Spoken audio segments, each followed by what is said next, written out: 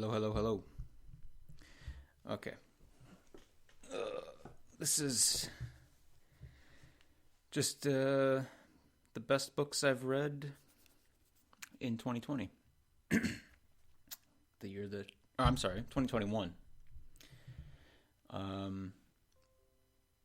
Sorry about if I clear my throat too much. The thing about every time I do, podcast recordings, music, maybe if you've recorded music ever, you have the feeling where once you hit record, it's like the pressure's on. It's like, oh my God, it's got to be perfect. And it's a weird thing because when you think about it, you're like, we could just do it over and over and over. But there's like a pressure to just, get it right. So I guess that sort of causes me to clear my throat a lot, which I just tried to avoid doing right there. Anyways, this isn't like I'm just saying sorry about that. Hopefully this will get better over time. I do have a drink with me to sort of fight that. But the problem is it's fizzy, has bubbles, so I have to try to not burp.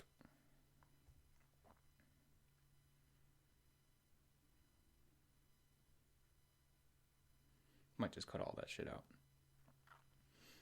Anyway. Here we go. This is the best books that I read in 2021. I have a lot of books, and that sounded very braggy, but it was the beginning of a sentence. I have a lot of books, and like everyone who buys books, you buy way more than you can read. We all know that. So I started really last year. I'm like, my God, this is just getting out of hand. I tried to crank through a bunch of books. It was the first year of reading more than normal for me in a few years. The past few years I would read just a couple. I was also going to school a lot, so I didn't have any time to read what I wanted. So when I stopped going to school, it was great because finally I felt free again. Like I can live my life how I want to instead of, school sucks. College, it all sucks. So here's just, what are these? 1, 2, 3, 4, 5... 6, 7. So I was going to do a top 10 list, but to be honest, there really wasn't 10 that even these 7 books, 1 or 2 of them I could have just left off, but these are the ones that really stuck out to me looking through the log of all the books that I read. So in no particular order, here they are. Number 1 is a book called, number 1. The first one I'm going to talk about is one called Song of Kali. I forget the author's name. Simmons. Dan Simmons. It was a good book. I liked it. If you don't know, it's a guy, it takes place in Calcutta. An American guy goes there to find some legendary poet who was supposedly dead for, years, and then they find out suddenly some publication gets a new poem from him, and so he's like, okay, you go and you look into it. It has just a cool travel feel. It has some supernatural. It has, I love just India stuff. I love reading about India for some reason. I love the Hindu religion and all that kind of stuff. I like watching travel videos of people going to India. So it kind of just hit those buttons, check those boxes, and it was a lot of fun to read. I read it in just a few days, and I would recommend anybody just read it. There's an audiobook version of it too. Someone uploaded to YouTube. Go ahead, you could read that. Listen to that. If you're into that. So, following right off of that, excuse me one second. The next book on my list is called Delhi Noir. Noir. The city of Delhi. Delhi Noir. It's a collection of short stories. There's a publisher called Akashic. They put out all these books. There's 70 of them or something, where it's noir set in different cities around the world. And, you got Helsinki, I hear, is a really good one. Tehran. I'm reading Baghdad Noir, which honestly, I don't really like that one that much. There's, Chicago, New York, and Lagos. They really hit all around the world. Although actually, I don't think there's like a Tokyo, and I don't know how much either like Korea or China there are. Come to think of it, anyway, a cool series if you like that kind of shit. But yeah, Deli Noir was awesome. I liked basically every story in there, and I believe there's like 16 stories. It was so fun to read. It was very, hard-boiled. There's, people doing drugs. There's, prostitutes. There's just, people, trying to get laid. There's mysteries. There's, murders. Very, very cool stuff. I would highly recommend this book. I loved it. That was probably my favorite book that I read last year. I just loved the vibe, and I feel like I'm just repeating myself, but honestly, very good book, very good collection of stories. I liked it a lot. And even more India stuff. This was a book that I had my eye on for a couple of years, and I finally just bought it. And I'm like, oh man, I need to just, get through these books. So I read this one. It's called Agora, Left Hand of God, or At the Left Hand of God, by Robert Zvoboda. The book, it was interesting. It was fun to read. It turned into a bit of a slog towards the end. And yeah, as you read it, you just kind of keep wondering, is this even like real? Like, how much of this is real? Because here's the thing. So it's about an Agori sadhu, which is like sadhus are like ascetic, renunciant, holy men of India. And then there's like a sect of them called Agoris. And they're just kind of seen as, the more extreme. Anyway, look into it. Aghori, if you don't know. It's interesting stuff. Shrouded in mystery and all that kind of stuff. So the book is about, it's written like this guy, the author, would go and hang out with this guy named Vimalananda. I don't have the book in front of me. I'm pretty sure that's what it was. Who was an Agori sadhu. But he was like a rich guy that lived in like an apartment in Bombay. And I was just like, it's just, I don't know. And he just kept talking. So then it's the author like basically transcribing just rambles and lectures that Vimalananda made to him. So then you're like, is this guy like, put a picture of the guy in the book, There's just a drawing of him at the end of the book, and it doesn't, and I guess all this happened in like the 80s.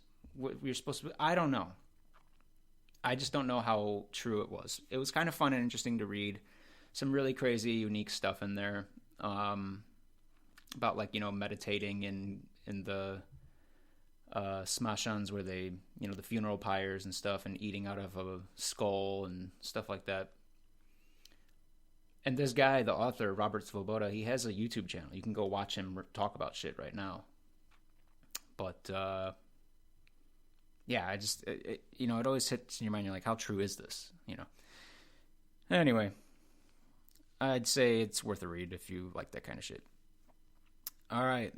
Probably then next, one of the books I'm happiest to have read is The Life of Ibn Hanbal by El Jawzi.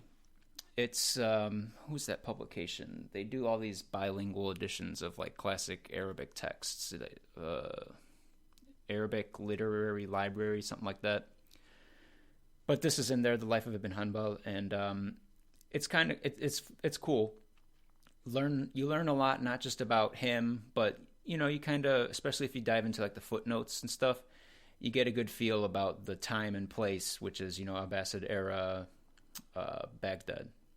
And yeah, just a inspiring guy, lived very, very simply, awesome memory, very scrupulous, a very respectable guy. I'm glad I read it. I'm glad I got to know a bit about him. And yeah, what else? What else would I say about it? It's written in almost like a hadith style, where it's, the author just compiled a bunch of narrations and reportings about things that have to do with Ibn Hanbal. So it'll be like, so-and-so said that he once asked Ibn Hanbal what to do in such and such situation, and Ibn Hanbal said da-da-da-da-da, stuff like that. Or someone once saw Ibn Hanbal doing this thing for somebody, So I just, I like that idea of a way of writing a book. So anyway, good book. You can get it in just an English edition on Amazon. It was cheap too. It was only like $15, maybe 13, which for a book is not that bad, especially like a sort of off the beaten path book like that. Excuse me, ladies and gentlemen. Oh my God. It's winter. My nose is running. I'm sitting here looking out at all this snow. I saw an eagle the other day, which is kind of rare for around here. It was pretty cool. Flew right over the car I was in.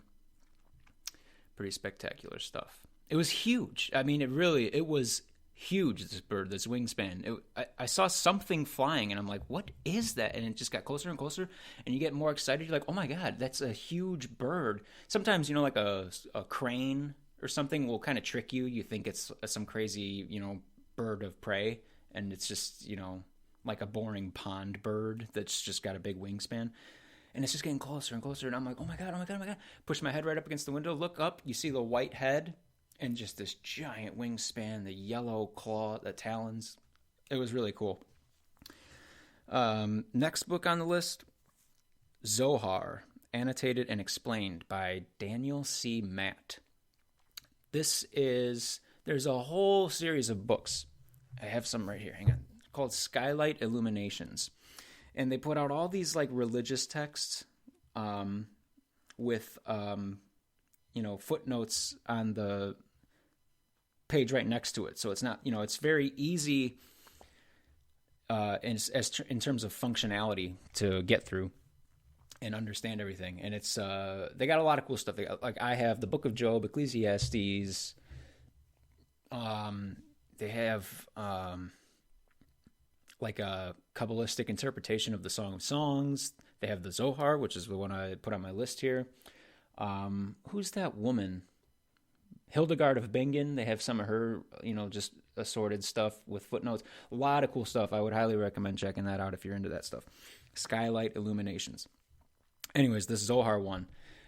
I love reading that kind of stuff too, like, sort of esoteric religious mysticism, all that. And the Zohar is just a very interesting book. And so when you get to read just, very introductory level passages with explanatory footnotes that, it was very fun to read. It was very interesting. I mean, I'm just trying to think of what else I could say without having to explain a bunch of stuff. But what I'll say is this. Reading it, if you like poetry and stuff, I would suggest reading this book because it's just a new way of seeing how things can be written.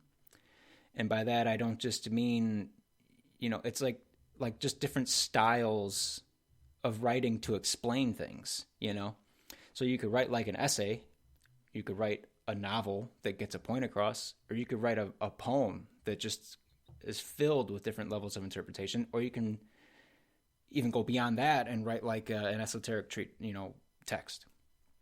So anyways, very good. A short little book too. It was only like 150 pages or something like that. You could read it pretty quickly. And next, I read a book called They Shoot Horses, Don't They? Forget the author's name, but it's very easy to find if you look that up. It was a book. I bought a little, what would you call it? Little volume. It's just like crime novels from the 30s, American crime novels from the 1930s, and this is in there. And it's a short, quick little read, very noir feel, just with like the slight desperation of these people. It's about a dance marathon where people back in the day, they used to have these dance marathons where you would just have a partner and you'd dance on this floor and you couldn't stop, but you would get breaks. You had to keep moving, but you would get like 10 to 15-minute breaks every handful of hours or something. So they would be like eating while they danced, shaving while they danced, sleeping on each other. Like the girl would take a nap on the guy's shoulder and he'd just kind of sway so that they both were moving still. And these things would last like months, weeks, months. And because it was the Depression and you could win some money. Newspapers would come and watch, spectators would come and watch. But anyways, it's just about like crazy stuff going on during these and the desperation of the people. And, there's people, they find out, they're getting arrested. I think someone gets killed. I don't really remember. But they made a movie about it too with Jane Fonda. It might be worth checking out if you like that kind of stuff. But yeah, solid, just a fun book to read. And very early last year, I read a book called The Osiris Complex, which is about... oh my God, I see a huge bird out my window again. I don't think it's an eagle, though. It might be. It's huge. I don't know. It has a white tail. Anyways, hovering like it might be a Cooper's hawk or something. I don't know, though. Anyway, I'm sorry about that. Yeah, The Osiris Complex. This book was scarier than any horror novel I've ever read. It was scarier sometimes than movies I've read. It's a psychologist, or I'm pretty sure it might be a psychiatrist, who worked with patients with multiple personality disorder. I think what do they call it nowadays? Dissociative identity disorder. He was up in Canada in Winnipeg during like the 70s and 80s, I think. And it's just case studies. So each chapter is a different patient of his that he kind of just would talk about first meeting their alters. And then but see, his thing is, the point of the book is to explain his method of treating these people, where he likes to sort of reintegrate. He sees it basically like something traumatic happened where the mind splits up to, sort of, what would be the word? Like they create different personalities where like, okay, you handle this thing, this thing that happened, I'm compartmentalizing it with you. You're the person who was subject to trauma. I'm the person who has no idea about it, stuff like that. And then, of course, it gets into the thing about, is it real? Is it created a little bit by the psychiatrist and trying to talk to their patients? Do they play off each other and create these? Because you hear about these people with like 100 alters. I don't know. But the trauma... Oh, I think that's my heat, sorry. The trauma that a lot of these people underwent was just insane. Some of the stuff, man, I mean... it's like molestations, abuse, all that kind of shit. Scary, scary, scary. And then, these people watching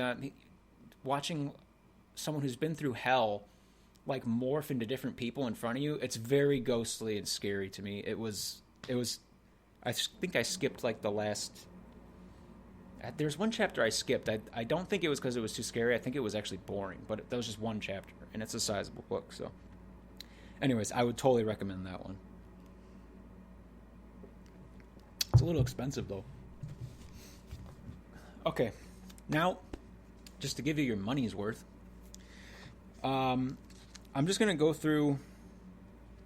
I wrote down books that I remember reading last year, and I'll just maybe throw out a couple quick thoughts about each one. Just in case... I like watching, what do you call them, like shelf tours, where people just show you all their books. It's a good way to just find out about some book that seems interesting to you that you would never find out about otherwise. You can go to Barnes & Noble or Half Price. You can go to Barnes & Noble and, you're going to find, it's just, what you'll find there. So if you want something that will be there, go ahead, go there. You go to Half Price Books because you never know what you're going to find. But you're also just kind of, taking a gamble. But if you watch like one of these videos by someone, especially that you find interesting, they'll have like a couple books where you're like, oh my god. Anyways, I'm sorry about that ramble, and I am not that interesting. So, but anyways, so here's the books that I read last year. Read the Quran. There's a French. Oh no, he's not French. He writes in French, but he's Belgian. Simenon, Georges Simenon. He wrote a book called he writes all these Maigret. You know, Rowan Atkinson actually played Maigret, which is weird to me. Wouldn't have pictured him when they were doing it in the UK. But yeah, he's just like a famous sort of literary figure. Maigret. He's a detective. I've read a couple before. They're fun, just like it's like a vacation read. So I read Maigret and Monsieur Charles. It was pretty good. It was okay. El Ghazali on Pride. Great book, life-changing book. Actually, I probably should have put that on this list of the best books, but I already did a episode about it before this, so I didn't feel the need. Casino Royale by Ian Fleming. It was the only James Bond book I ever read. I usually don't feel the need to read a James Bond book. I'll just watch the movie. But I really wanted to see if the vibe was different in the book. And I've heard from people who love James Bond, both the books and the movies, that Casino Royale is their favorite one. It's the first one, so a good place to start. And I read it. It was fine. It was a fun book. It reminded me of when I was a kid and I would read just like the Hardy Boys, you know, just a fun little like movie in a book, you know, a little escape. Doesn't take too long to read. Yeah, it was fine. I would say if you're just looking for a quick, you know, vacation read and you like that type of vibe, read Casino Royale. It was fine. You can get it pretty cheap too. I finished an Arab book called Saq al-Bamboo. It was very boring, but it's a novel about a guy. He's like half Filipino, half Kuwaiti, and you know his identity split, like how he doesn't feel welcome in either place. But I read a version that was sort of edited down to a like a intermediate advanced level of Arabic instead of just like the original novel. It was boring, but I'm glad I read it. Empiricism, a graphical guide. These are fun little books. You know, you could see like a graphical guide or introducing, and they're drawn out like comics, you know. You could read them in like 2 days and get, you know, the foundations of certain topics and know where to go from there. They all have like a suggested reading page at the back. Get them for like $3 at Half Price Books.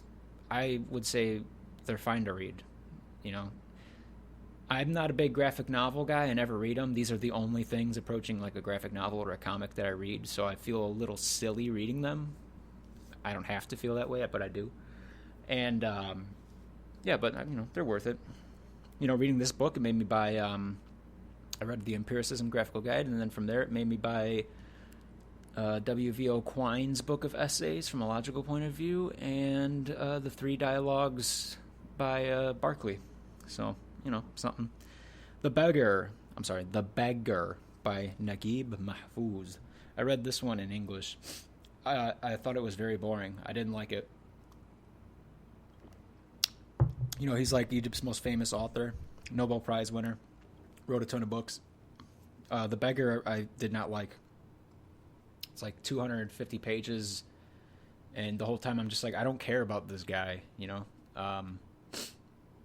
And you know, the book, it came with an intro about how, you know, Americans or, you know, non-Egyptians or non-Arabs really will say, oh, Arab art, it's so political. And I've said that my whole life, and I think that it's very true.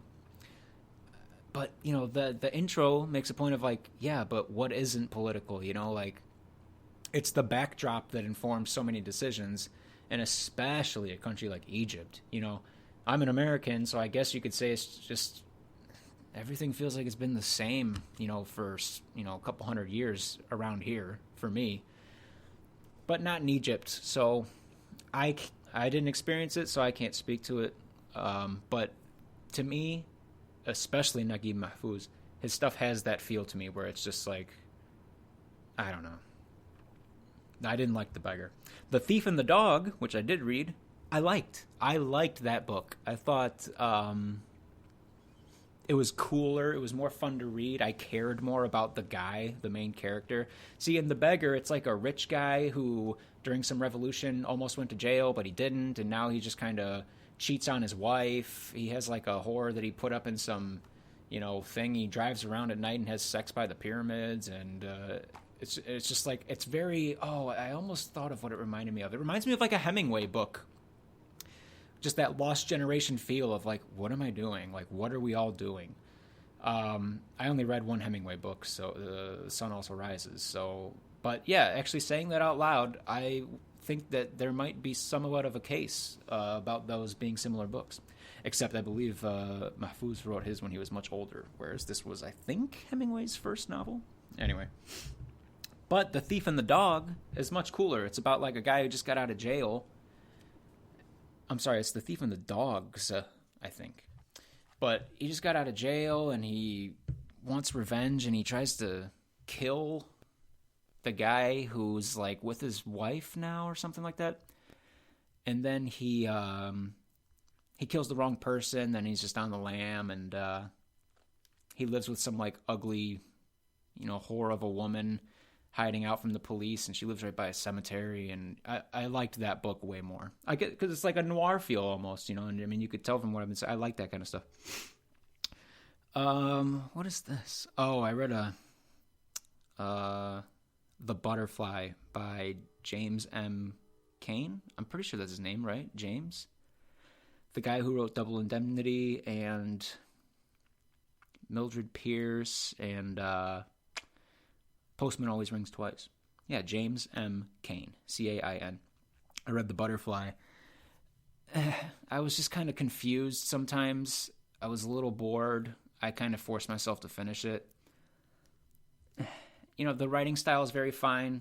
What I like about Cain, and he says it in like an intro, is like, he doesn't like doing things like he said, then she said, and then he said, and then he's like, I like to just leave that out. It should be understandable who's talking, So from a writing style like that, just as an indication of who he is, I like that. And I do like some of his books. I've read Double Indemnity is a great book. All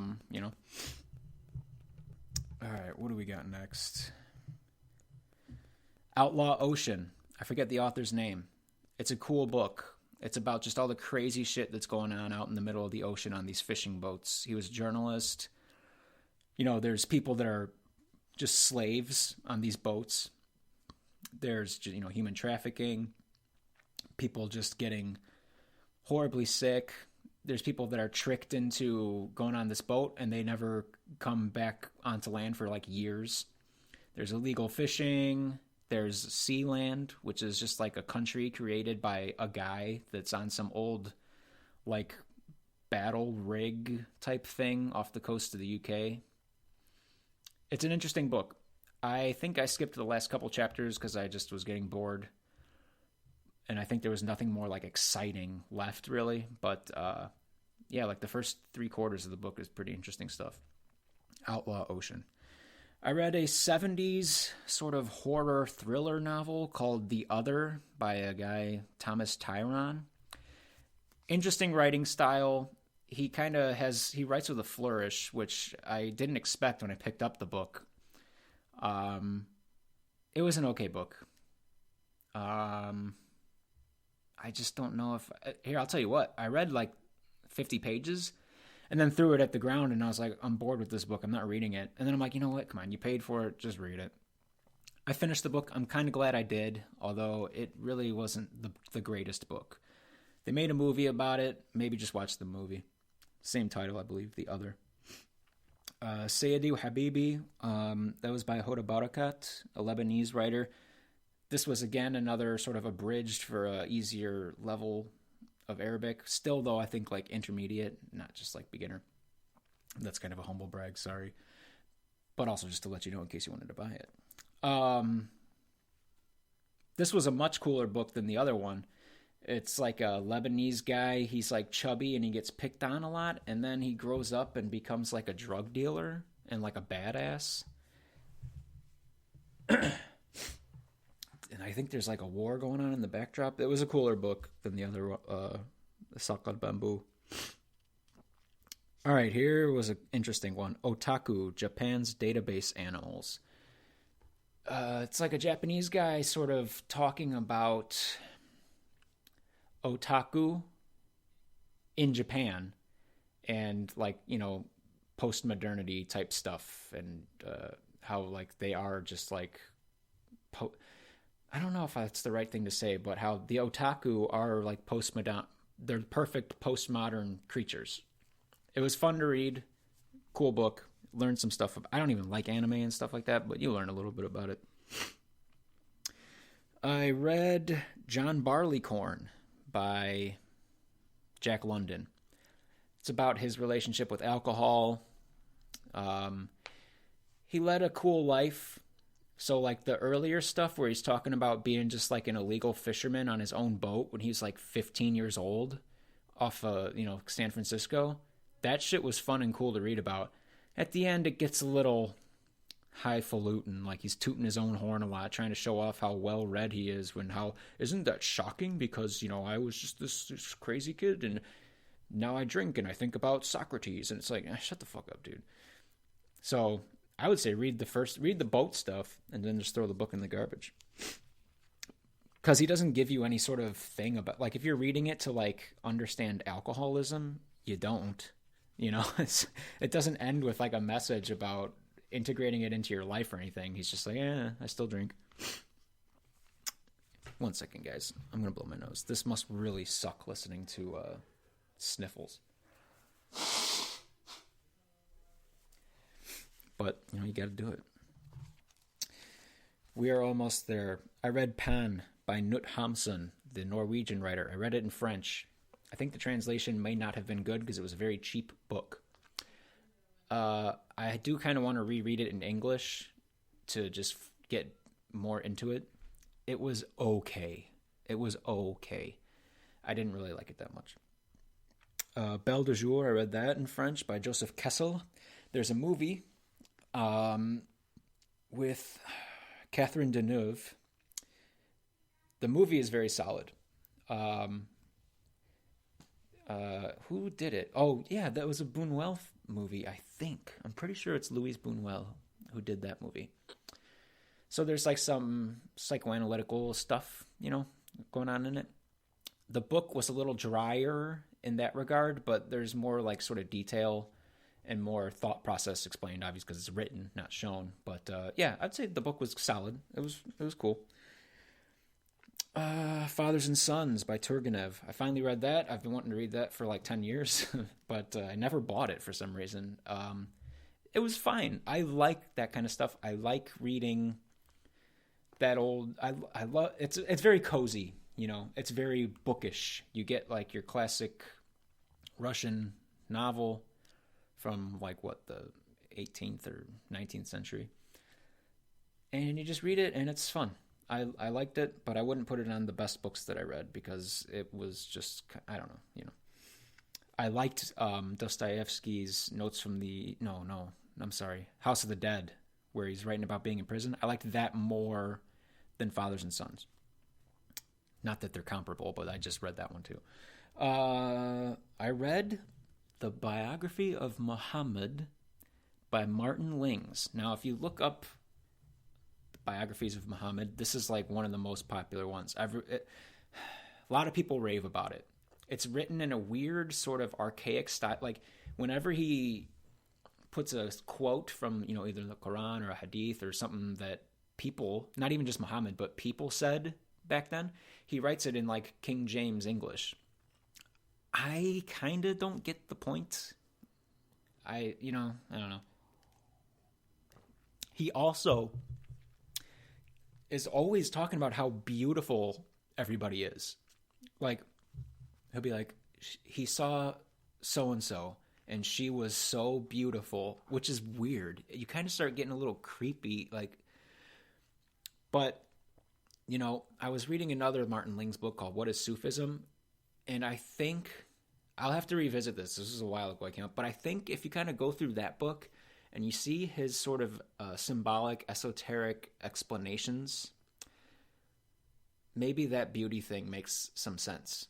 It's more symbolic, But there's also, I've heard, if you're going to read that book, the Martin Ling's Muhammad book, there's a 20-page paper about things that aren't quite right. So it's still a very good, highly recommended book, but there's some stuff where it's like, okay, and I don't think anything major. There's nothing major that is like just plain wrong and bad for, people to know. Like, you shouldn't know that. You should know the truth. It's just weird things, like I said, calling everyone beautiful and stuff like that. I found that book very hard to read. Mostly just because it was like a slog. I read up, his very early life was way more interesting to me than all the, like the Battle of Badr and all that stuff. I just did not find interesting at all. I read the whole thing. I'm glad I did, but it was kind of a tough read. It's one of those books that's like exercise. You're like, I should know this, So you're like, I should not be fat. I'm going to go exercise, I'm not fat. I'm just saying. I read another French crime novel called Nada by Jean-Patrick Monchette. Pretty cool book. It read like a movie. I felt like I was watching Le Cercle Rouge. I liked it a lot, and I have his complete works in a book now that I'm just going to kind of be going through. So I would recommend him. You can get his books in English. What is that? New York Review of Books. They translated a bunch of his into English. You can get them on Amazon. Manchette, Manchette. Good. I think they call them, I don't want to misspeak, but it's good French crime novels from 60s, I believe. I also read a cool biography on Abu Nuwas, the French, the Arab poet from Baghdad from, Ibn Hanbal's time. That was cool. I ever since I started learning Arabic, Abu Nuwas has been just always kind of there. Now, I know he was gay and an alcoholic and stuff, but he's just a figure, And especially I got into Arabic when I was I wasn't into any sort of religious life at all. So I thought he was the cool guy to look into because he broke the rules and stuff. He was a poetic genius, and he had his vices. But even right now, I'm pretty sure there's an Abu Nuwas street in Baghdad, So what are you gonna do? That was a cool book, pretty academic. It wasn't a easy read, but it was. I'm glad I read it. Oh, this Sweet Sickness by Patricia Highsmith. Another cool. This one isn't horror. It was more of just a psychological thriller. She's the woman who wrote, The Talented Mr. Ripley and all that. So it's from the 50s. It was just kind of a fun, psychological thriller to read about a guy who's in love with a girl, but she doesn't even want him, but he thinks that she's lying and stuff like that. And so he's a stalker and he goes crazy. And it was a cool book. I would read it. The Killer Inside Me is the last one on my list here, guys. We did it. The Killer Inside Me by Jim Thompson. I just discovered Jim Thompson. The Killer Inside Me was okay.